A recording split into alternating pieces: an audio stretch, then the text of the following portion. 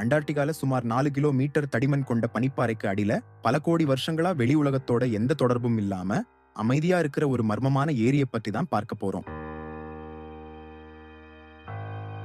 நாம இப்ப பார்க்க போற இந்த ஏரி மனிதர்களோட வாசனையே படாத ஒரு தனி உலகம். இந்த ஏரி நம்ம கண்களுக்கு தெரியாம மறைஞ்சிருக்க காரணம் என்னன்னு கேட்டீங்கன்னா, அண்டார்டிகால 4 கிலோமீட்டர் ஆழத்துல அடர்த்தியான பனிக்கு நடுவுல இந்த ஏரி உறையாம அமைதியா தூங்கிட்டு இருக்கு. நல்லா கவனிங்க, 4 கிலோமீட்டர் ஆழம், அதுவும் கடும் குளிர் நிறைந்த பகுதி. அந்த இடத்துல கூட இந்த ஏரி இன்னும் திரவ நிலையிலேயே இருக்குது. இது நம்ம ஊர்ல இருக்கிற சின்ன ஏரி மாதிரி இல்ல. இந்த ஏரி சுமார் 250 கிலோமீட்டர் நீளம் கொண்டது. கடல் அளவுக்கு சமமான ஒரு ஏரி. இதோட ஆழம் சில இடங்கள்ல 1 கிலோமீட்டர் வரைக்கும் இருக்கும்னு விஞ்ஞானிகள் சொல்றாங்க. இந்த ஏரி அண்டார்டிகால எங்க இருக்குன்னா, ரஷ்யாவோட ஆராய்ச்சி நிலையமான வோஸ்டாக் நிலையத்துக்கு சரியா 4 கிலோமீட்டர் கீழே இந்த ஏரி அமைஞ்சிருக்கு. இப்போ உங்களுக்கு ஒரு கேள்வி வந்திருக்கும், இவ்வளவு குளிர் இருக்கிற இடத்துல அவ்வளவு தடிமனான பனிக்கு அடியில இந்த ஏரி எப்படி இன்னும் உறையாம திரவ நிலையில இருக்குது? அதுக்கு விஞ்ஞானிகள் 2 முக்கிய காரணங்கள் சொல்றாங்க. முதலாவது காரணம், பூமியோட அடிப்பகுதியிலிருந்து வெளியே வர்ற புவி வெப்ப ஆற்றல் மூலமா ஏற்படக்கூடிய அந்த வெப்பம் இந்த ஏரிய வெதுவெதுப்பா வச்சுக்குது. 2வது காரணம் தான் ரொம்பவே ஆச்சரியமானது. இந்த எரிக்கு மேல இருக்கிற 4 கிலோமீட்டர் நீளத்திற்கு இருக்கிற பனிப்பாறை நாம கற்பனை கூட பண்ண முடியாத அளவுக்கு பயங்கரமான அழுத்தத்தை இந்த எரிக்கு கொடுக்குது. அந்த அழுத்தம் எவ்வளவுன்னா, உங்க நகத்துக்கு மேல ஒரு பெரிய லாரியை நிறுத்தினா எவ்வளவு அழுத்தம் வருமோ அதே மாதிரியான அழுத்தம் ஒரு சின்ன பகுதியில மட்டும் இந்த நீருக்கு ஏற்படுது. அந்த அழுத்தம் காரணமா நீர் வழக்கமா உறையிற 0 டிகிரி வெப்பநிலையில கூட உறையாம -10 டிகிரி வரைக்கும் திரவ நிலையிலேயே இருக்குது. இந்த 2 காரணங்களால தான் இந்த ஏரி சுமார் 20 கோடி வருஷங்களா இந்த அளவு குளிரையும் தாண்டி உறையாம இருக்குது. நல்லா யோசிச்சு பாருங்க, 20 கோடி வருஷம். அதனால இந்த ஏரியை ஒரு சாதாரண ஏரின்னு பார்க்க கூடாது. இது 20 கோடி வருஷங்களா புதைந்திருக்கிற ஒரு வரலாற்று புதையல். டைனோசர் காலத்துக்கு அப்புறம் இந்த பூமி எப்படி இருந்துச்சு, அந்த காலத்துல சூழ்நிலை எப்படி இருந்துச்சு, அந்த எல்லா தகவல்களையும் இந்த ஏரி அமைதியா சுமந்துகிட்டு இருக்கு. இதுக்கு மேல இன்னொரு ஆச்சரியமான விஷயம், இந்த ஏரிக்குள்ள உயிரினங்கள் வாழுது. ஆமா, இது அறிவியலால நிரூபிக்கப்பட்ட உண்மை.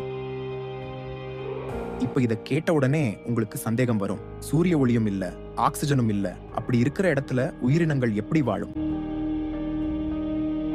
இங்க வாழ்றது திமிங்கலம், சுறா மாதிரி பெரிய உயிரினங்கள் இல்ல.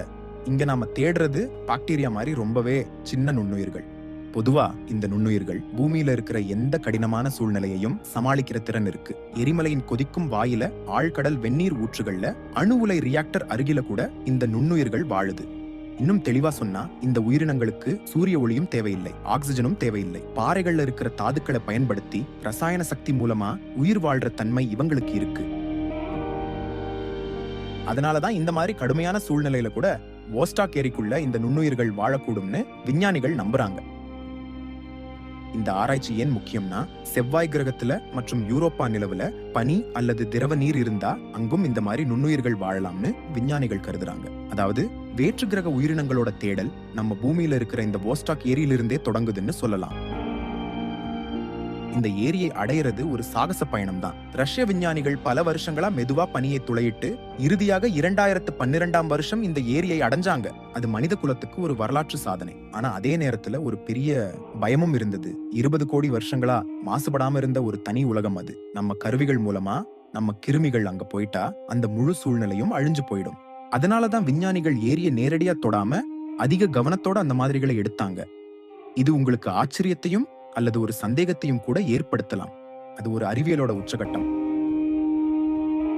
அந்த கருவிகள் ஏரி அடையிற சில மீட்டருக்கு முன்னாடியே துளையிடுவதை நிப்பாட்டிட்டாங்க. எஞ்சி இருக்கிற அந்த பனிக்கட்டிகளை இந்த கருவியின் மூலமா சூடுபடுத்தும் போது அந்த துளை வழியா அந்த ஏரியோட நீர் பீச்சி அடிச்சது. அந்த துளையின் வழியா பீச்சி அடித்த அந்த நீர் அங்கு நிலவக்கூடிய கடுமையான குளிரின் காரணமா அங்கேயே உறைஞ்சு போனது. இப்ப அந்த உறைந்து போன அந்த மாதிரிகளை எந்த ஒரு பாதிப்பும் இல்லாமல் பூமிக்கு மேலே கொண்டு வந்தாங்க. அந்த மாதிரிகளை ஆய்வுக்கு உட்படுத்தி அந்த ஆய்வுல கிடைத்தது சில டிஎன்ஏ துண்டுகள்.